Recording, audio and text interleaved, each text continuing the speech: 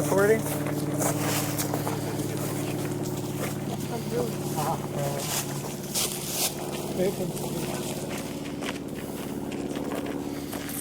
Interesting here. Very nice example of cross-bedding. See in here. Now this is a loose rock. Which way was originally up?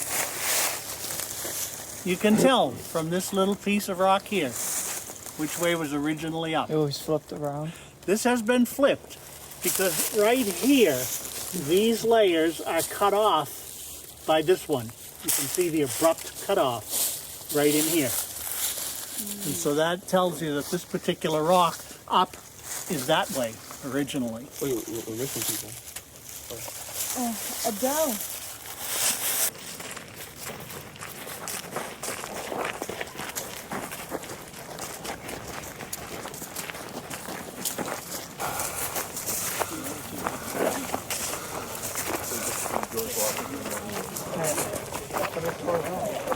Great Valley. Here it's known as the Hagerstown Valley, but you can follow this valley all the way from Alabama, the Coosa River Valley in Alabama, all the way up to Lake Champlain, which is and then into the St. Lawrence Valley. So it's part of one large valley running the length of the Appalachians. It's underlain by lower Paleozoic, that is Cambrian and Ordovician carbonates, mostly limestone, some dolomite. And because limestone and dolomite is both softer physically, hardness 3, and water soluble if you've got a little bit of acid in it, like from carbon dioxide in the air, for those reasons the limestone wears down to form a valley. If you've got a nice quartz-rich sandstone, on the other hand, it's both physically hard and very insoluble. So it stands up nice and high. I gave this same talk over at the top of Sugarloaf Mountain. And this sandstone here may indeed be connected originally to the Sugarloaf Mountain sandstone, except there's no real way to prove it. This rock here pretty definitely is very close to the Cambrian, Precambrian boundary, because shortly above this layer, that is geologically above, you can find rocks with Cambrian, that is bottom of the Paleozoic, fossils in it. So the assumption that this is either bottom of the Cambrian that doesn't happen to have any fossils in it, or it's very late Precambrian, just before. There is no good way to date it, since there are no fossils in it, and there are no radioactive minerals to get a radiometric date. But you can follow similar rock like this all the way up the southeast side of the Great Valley, again from Vermont, clear down into Georgia and Alabama. The geology is just about the same. So you can, on the other side of the valley over there, there's a low ridge. That, with singular lack of originality, is called North Mountain, because it's on the north side of the Great Valley. You have to understand the Great Valley is sort of has been a highway through here ever since Indian days. You don't want to go tramping up and down the mountains if you can help it. Instead, you take the nice flat country to take your long trips. So that's always been a transportation corridor before the Europeans even got here. Now, as you go westward, you run into younger and younger rocks. At the beginning of the Paleozoic, this coast of North America, the southeast coast of North America, was very geologically quiet. There wasn't anything going on. There were no mountains. On the other side of the ocean, all hell was breaking loose, but that's a different story. That's clear out all the way over to eastern Montgomery County. But now it is. Of course, then it was on the other side of the ocean. But at about a couple of 100 million years into the Paleozoic, or 150 million years into the Paleozoic, this side of the the Iapetus Ocean started closing up, and you started getting things banging into this particular coast of North America. And every time something banged into the coast, and you had a convergent plate boundary there, you raised mountains, and as soon as you raise mountains, you start dumping stuff off them. Sand, gravel, clay. So when you get into away from the bottom of the Paleozoic, you start finding a lot more conglomerate, sandstone, shale, and not so much limestone. And since we're looking at the younger and younger rocks as we go in that direction, that's why we lose the valley and we start picking up all these ridges which are made of more resistant rock. In particular, there are 3 separate mountain building periods when different things banged into this corner of North America. The first one seems to be an offshore island arc, much like Japan. And you can see the traces of that all the way up and down the east coast. It's called the Taconic Orogeny, named for the Taconic, quote, mountains, unquote, in eastern New York State. They're actually fairly low hills. The next big one to hit was a Madagascar-sized island that hit mainly in the north from New England up into the Maritimes. And it made a real geologic mess in that part of the world with lots of metamorphism, lots of igneous activity, and an enormous amount of material washed off the west side onto the continent that makes up the sediment pile in the Catskill Mountains. Although it didn't extend this far south, the impact didn't extend this far south, the sediments do. They washed this far south, and much of the rock between here and western Maryland is red sandstone that makes up a delta washed off the Acadian Mountains. Okay, things quieted down then after the Acadian Mountains, and you had a little bit of limestone coming in again, called the Greenbrier Limestone in West Virginia. It's got a lot of beautiful caves in it. And then late in the Paleozoic, the main event occurred.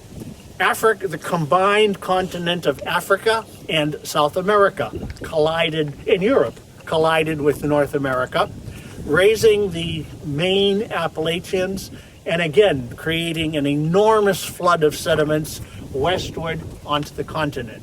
Those are the coal-bearing sediments that run all the way from Pennsylvania down into Alabama. And at the time that the mountains were being raised here, that was down close to sea level. The main mountain building was off to the east on the Washington, Baltimore, New York, Boston axis. So if you had been standing in Garrett County at that time, you'd have seen this enormous snow-capped mountain range, glacier-capped mountain range off on the eastern horizon. Now here, you would have been in the foothills. You wouldn't have been in the glacier-capped peaks. You would have been in the equivalent of the Himalayan foothills, what I call the Siwalik Mountains, or Siwalik Hills in India. The Siwalik Hills are several thousand feet high. However, if you have an 8,000-foot mountain range with 20,000-foot mountains in back of it, you call it the Siwalik Hills. And that's what would have been the case here. This was being disturbed. This was being pushed up into folds, and so it would have been mountainous, but not compared to the stuff further east. If you went further west, out to Garrett County, then you're down in the plain in front of the mountains in the equivalent of today, the Ganges Plain in the Himalayas.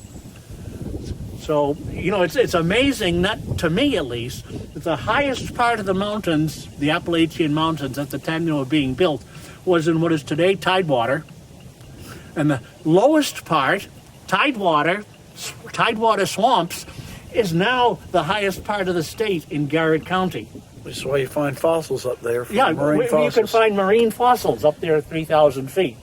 And if you think that's remarkable, if you go to the Himalayas, 50 feet below the top of Mount Everest is what they call the yellow band or the marine band. It's marine limestone with seashells in it at 29,000 feet. It's crazy. But Well, that's one of the points that geologists try to get across to other people. The eternal hills are not eternal. Today, what is coastal plain is likely to be pushed up 6 miles into the sky, and what's now 6 miles into the sky may end up having seawater deposited over it. It'll be worn away and become nothing at all. The Grand Canyon is a great place to see that.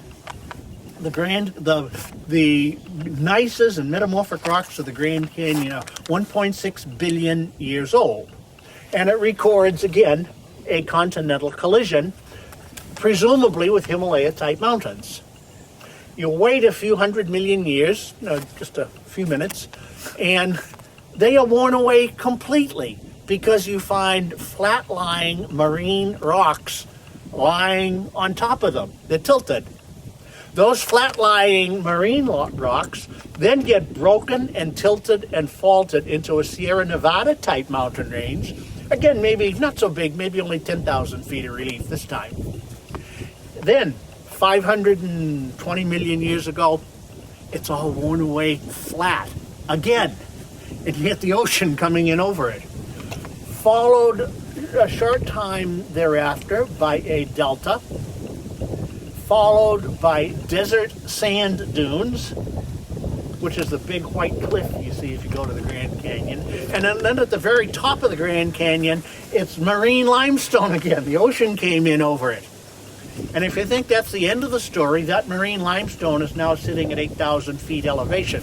It's gone right back up into the air 1.5 miles again. That's not going to be the end of the story, except that we don't know what the rest of it's going to be, and we're not going to live long enough to see it. However, judging by the past history, it's probably going to be doing exactly the same sort of thing. As a matter of fact, it's been suggested that the Colorado Plateau, that's 8,000 foot uplift, has been lifted straight up into the air because there may be a new mantle plume developing there, which means that it may end up splitting apart, having a rift valley there, and have an ocean come in. Which then, of course, may close again later on, raising out the mountain range. That, of course, is all speculation. We don't know. But it fits exactly what we have seen in the past 1.5 billion years, which, of course, is only 1/3 the age of the Earth. Beyond that, in the Grand Canyon area, and in this area, we don't have any rocks old enough to tell what was going on. In other parts of the world, Africa, for example, South Africa or Hudson's Bay or the Yukon, there are rocks that are more ancient, and we can see that exactly the same story continues back on to about 4 billion years ago, and that's when we run out of data here on the Earth entirely. Then we have to look at the moon, and we find out then that the geology was quite different but equally interesting. Then we underwent a tremendous bombardment. Then it was rocks falling from the sky. And when I say rocks, like one of them was the size of Mars. Okay, we'll leave it at that and go on to our next outcrop. And I will give you a weather report on that one, a very ancient weather report. Thank you.